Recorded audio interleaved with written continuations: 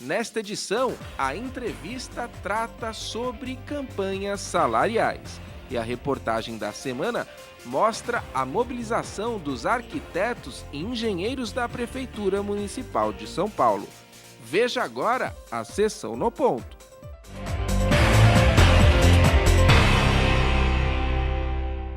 Água e energia. No dia 12 e 13 de março, nós realizamos um seminário onde nós abordamos a questão da água e da energia, na verdade a crise que assola esse país. Nós buscamos uma discussão que fosse não levarmos essa discussão, esse insumo tão importante, para a recessão, e sim para o crescimento. Então a nossa ideia, nesse seminário que realizamos, foi trazer profissionais, discutirmos como que nós podemos alavancar o nosso país, pensarmos na energia e na água como uma condição de para que nós pudéssemos propor ideias factíveis, propostas factíveis para o desenvolvimento e crescimento, abordando a questão da água como um diagnóstico e da energia como outro diagnóstico. E assim, em cima desse diagnóstico, propor como que nós podemos crescer, como nós podemos desenvolver. Isso foi feito, temos a certeza que esse é um caminho para o crescimento e não um caminho da recessão. Nós não podemos colocar isso na nossa pauta de olhar para trás. Nós temos que olhar para frente, nós temos que crescer, nós temos que abordar a energia e a água como um insumo importante para o desenvolvimento e o crescimento do país.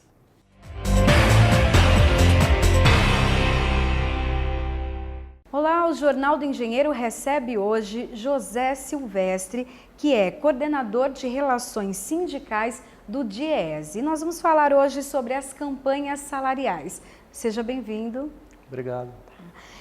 Quais são as novidades para 2015 em relação às campanhas salariais? Olha, esse ano nós estamos avaliando como um ano cujo cenário é um cenário adverso, onde certamente a intransigência patronal vai aumentar. Por quê? Porque você tem um cenário econômico, as projeções todas estão indicando que o Brasil deve viver uma recessão em 2015 e que, portanto, isso de uma forma ou de outra vai rebater nas campanhas salariais. Nós tínhamos, nesses últimos, pelo menos desde 2004, né, nós tivemos uma ótima trajetória das campanhas salariais, ou seja, ganhos reais de salários, uma proporção cada vez maior de negociações com reajustes salariais acima da inflação essa medida pelo INPC. Inclusive, os resultados de 2014, que o DIEESE deve divulgar agora no começo da segunda quinzena de março, mostram resultados até, surpreendentemente, até melhores do que 2013. Muito embora a economia em 2014 também tenha andado de lado, ou seja, o crescimento deve ficar muito próximo de zero. Então a dificuldade esse ano vai aumentar. Essa é uma expectativa diante dessa conjuntura econômica, né? Você tem, além do quadro da recessão que está sendo projetada, tem estimativas que o PIB, por exemplo, pode cair até 1% ou até mais, 1,5%, tem gente falando, enfim. De toda forma, quando você tem, a economia não cresce, você tem recessão, as negociações enfrentam dificuldades maiores e tem sido assim na história. Por exemplo, um ano que as negociações foram muito ruins foi o ano de 2003, né, que foi o ano que o Brasil não cresceu. Ali teve também outras razões, um aumento grande da inflação, risco Brasil, enfim. E esse ano de 2015 tem essa característica do fato de a economia estar sendo projetada uma recessão. Além disso, tem uma inflação mais elevada, né? Que são variáveis que dificultam muito o processo de negociação e, portanto, dos ganhos reais de salário. Quais as categorias que devem sofrer com esse período de recessão, esse período que o Brasil enfrenta? Então, evidentemente que tem diferenças entre os setores, né? Não dá para tomar como que vai ser, que os resultados serão lineares, ou seja, para todas as categorias, para todos os setores. Tem categorias que vão enfrentar adversidade maior do que outras, por exemplo, se pegar no setor industrial, tem alguns segmentos da indústria que certamente terão dificuldades maiores, né? E outras nem tanto. Da mesma forma como o setor de serviços e comércio, né? Como você tem um quadro mais de recessão, como inflação mais elevada, restrição do crédito, deve aumentar o desemprego, que é uma preocupação e que tem um rebatimento do ponto de vista do ânimo da negociação, ou seja, dos trabalhadores, né? Enfim, de maneira geral, a gente pode dizer que será um cenário adverso e, eu insisto, com o aumento da intransigência patronal do ponto de vista de atendimento das reivindicações dos sindicatos. Esse é o principal desafio ou tem outros? Olha, eu diria que esse ano a gente tem vários. Esse é um deles, a questão do aumento do desemprego e da perda de dinamismo do mercado de trabalho, da economia para gerar postos de trabalho. Tem a variável inflação, que a inflação vai ser mais elevada, ou seja, ela vai estar muito mais no centro, no teto da meta e talvez até mais superando a própria meta de inflação, que são os 6,5%. Você tem também, dada pelo aumento da inflação, uma queda na renda e, portanto, isso reflete no consumo das famílias. Você tem com o aumento da taxa de juros que tem ocorrido nesses últimos meses, desde o ano passado, e, portanto, isso representando uma restrição ao crédito, que também rebate no consumo, que, por sua vez, vai rebater na atividade produtiva de uma maneira geral. Então, assim, é um cenário difícil em 2015 para as negociações. Agora, o que não quer dizer que os sindicatos não vão reivindicar e não vão conseguir os aumentos reais de salário. Vai continuar lutando, reivindicando e conseguindo aumento real de salário. Embora num cenário muito mais, como eu disse, muito mais adverso. José Silvestre, a gente vai fazer um rápido intervalo. Daqui a pouquinho a gente volta para continuar esse assunto que interessa com certeza a todo trabalhador.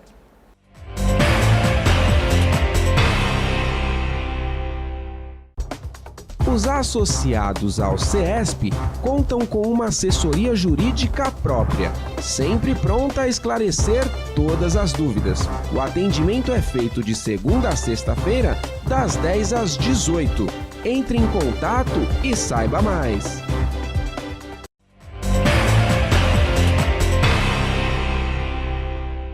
De volta aqui no Jornal do Engenheiro, nós estamos falando com o José Silvestre, que é coordenador de relações sindicais do DIEESE. E a gente está falando sobre campanhas salariais. Como fica a situação dos engenheiros? Olha, os engenheiros, os engenheiros constituem uma categoria que está, digamos assim, tem presença em vários segmentos de atividade econômica e em várias empresas, em grandes empresas, né? Tanto empresas dos estatais quanto empresas privadas e mesmo ex-estatais que foram privatizadas. E os engenheiros costumam também, mesmo nas categorias majoritárias, e as categorias preponderantes, os engenheiros costumam ter uma pauta de reivindicação própria, né? O cenário para os engenheiros, portanto, para essas empresas, não deve ser muito diferente, né?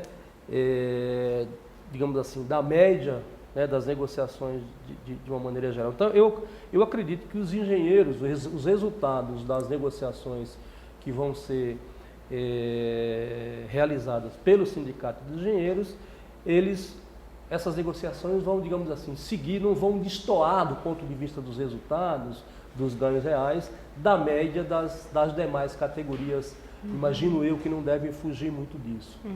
Você acha que a questão da crise hídrica, principalmente aqui no estado de São Paulo, a gente tem também a paralisação de motoristas, né, de caminhoneiros, que tem trazido, que na verdade não tem mais trazido hortaliças, vegetais aqui para a região central. Você acha que isso também vai causar impacto nessas questões salariais, nas negociações ou não? Olha, a crise da água, né, o racionamento de São Paulo é uma coisa séria e preocupante, que tem impacto não apenas do ponto de vista doméstico, das famílias, das residências, mas tem um impacto pesado do ponto de vista da atividade econômica, das indústrias, do comércio, enfim, das empresas de uma maneira geral. Então, o que se tem notícia, o que tem sido divulgado é que, por exemplo, tem empresas que já estão, digamos assim, ou parado de produzir ou reduzido muito o ritmo de produção em razão da crise de água, ou seja, da crise de abastecimento de água que a gente está vivendo em São Paulo já há alguns meses, né?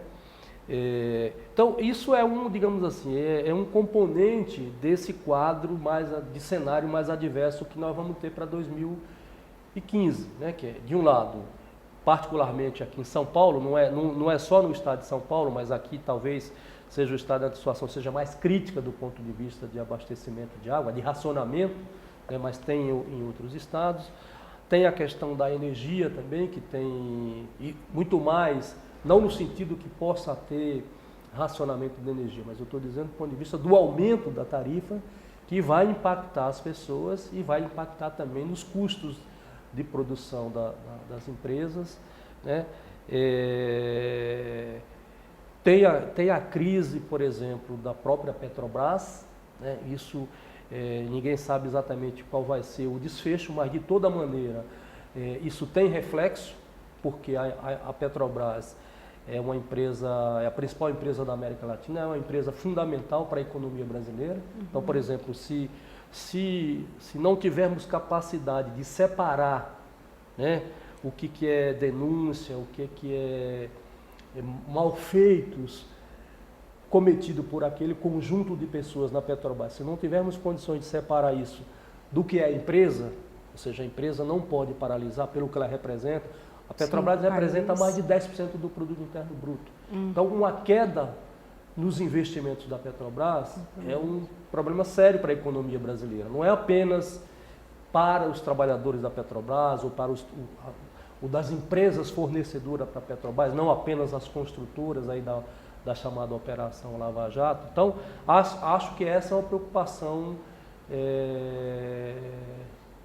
que pesa sobre os ombros de todas as pessoas que são responsáveis, né, e que querem ver a empresa, né, que é um símbolo do Brasil, mas ela é uma empresa fundamental para a economia brasileira, para a sociedade, para o país, né? Então, acho que isso é uma questão que precisa ser tratada, tem que separar as coisas, não dá para... A gente sabe que tem muitos interesses por trás da história da Petrobras, né?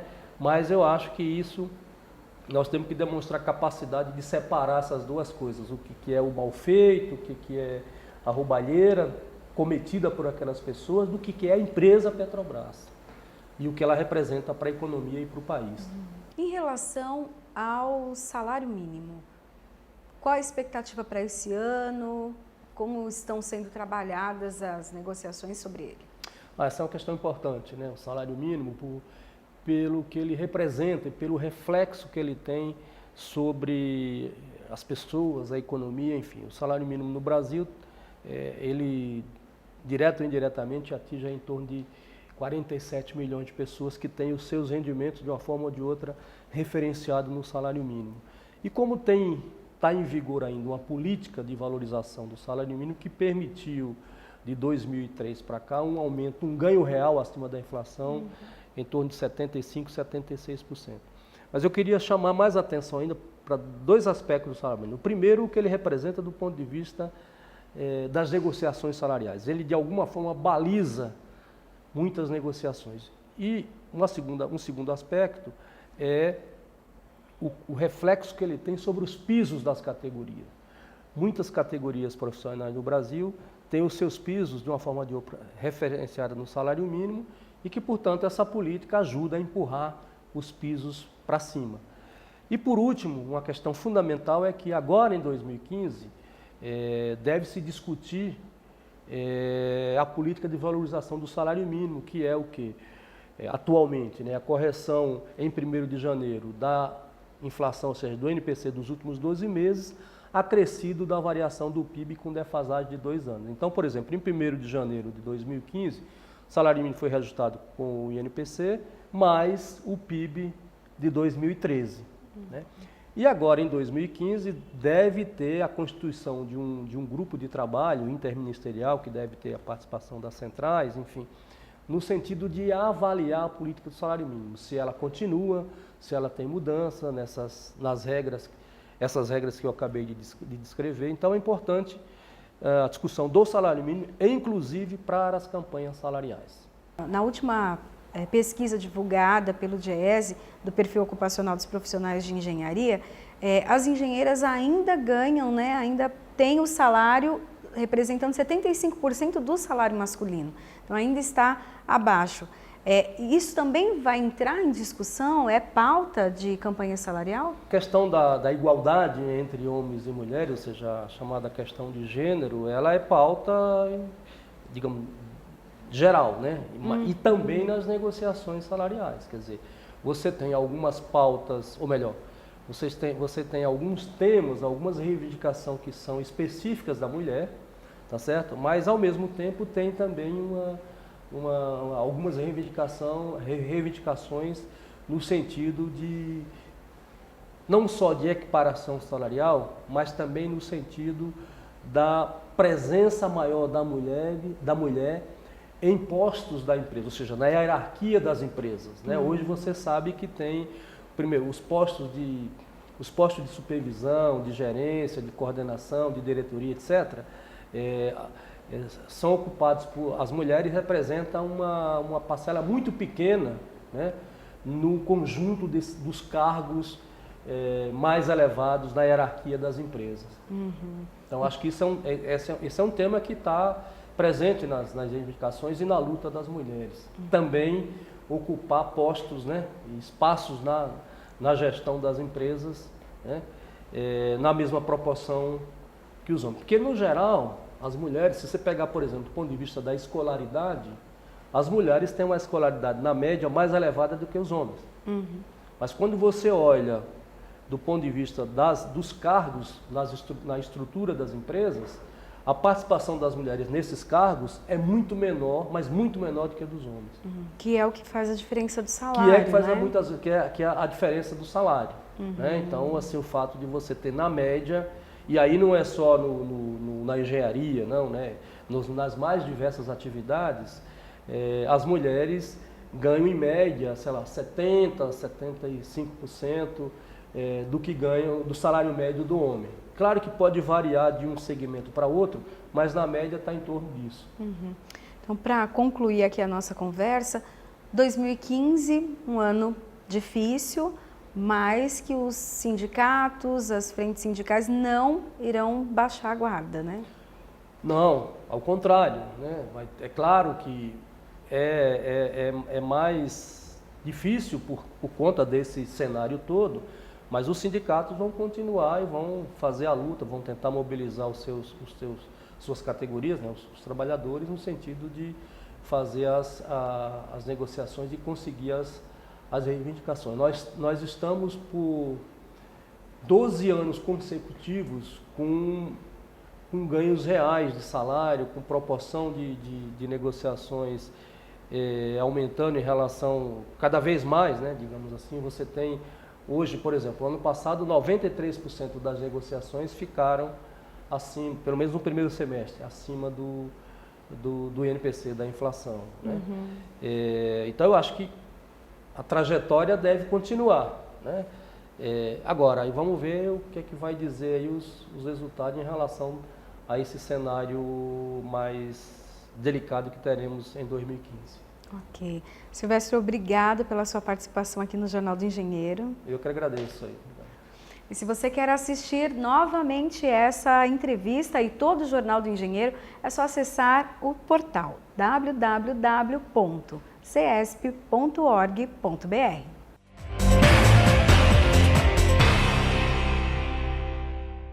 Engenheiros e arquitetos que trabalham para a Prefeitura de São Paulo se reuniram no dia 31 de março em assembleia na sede do CESP. Os grupos intensificaram as lutas por aumento e reposição salarial. Nós votamos, em princípio, iniciar um processo de greve, porque a Prefeitura, em função de uma série de problemas internos, ela interrompeu a negociação que vinha sendo feita com o sindicato. E depois de ter votado a greve, a Prefeitura retomou essa negociação. Então, diante da retomada das negociações, a gente decidiu hoje por interromper esse processo de greve. Esse processo está sendo muito bem conduzido, embora longo, 2 anos, mas a categoria jamais desistiu da luta e continua sempre unida até a vitória, se Deus quiser. Os engenheiros lutam para que o Executivo Municipal envie à Câmara projeto de lei que cria a carreira própria. Com a recuperação de uma carreira exclusiva para engenheiros e arquitetos, nós vamos lutar, então, por salário mínimo profissional, por uma carreira de evolução que condiga com as responsabilidades civil e penal que essas atividades têm, que é uma responsabilidade muito grande, e obter o reconhecimento profissional por parte do Executivo. Os engenheiros e arquitetos estão mobilizados desde 2014, um ano intenso e com importantes avanços. As categorias conseguiram ser retiradas do PL 312/2014, que estabelece remuneração aos servidores públicos municipais por subsídio, o que congela as gratificações conquistadas. O projeto se tornou lei em janeiro de 2015. Eu entendo que a luta pelo aumento salarial deva ser constante, não só pelo aumento de valores salariais, e sim da valorização do estado profissional dos engenheiros. Nós precisamos ter equipamentos, como disse no início, nós precisamos ter ferramentas, nós precisamos ter qualidade, tanto no trabalho quanto nas especificações de projetos que nos venham, para que nós consigamos reverter isso em benefício da população. Para saber mais a respeito das lutas dos arquitetos e engenheiros que trabalham na Prefeitura de São Paulo, acesse o portal do CESP na internet.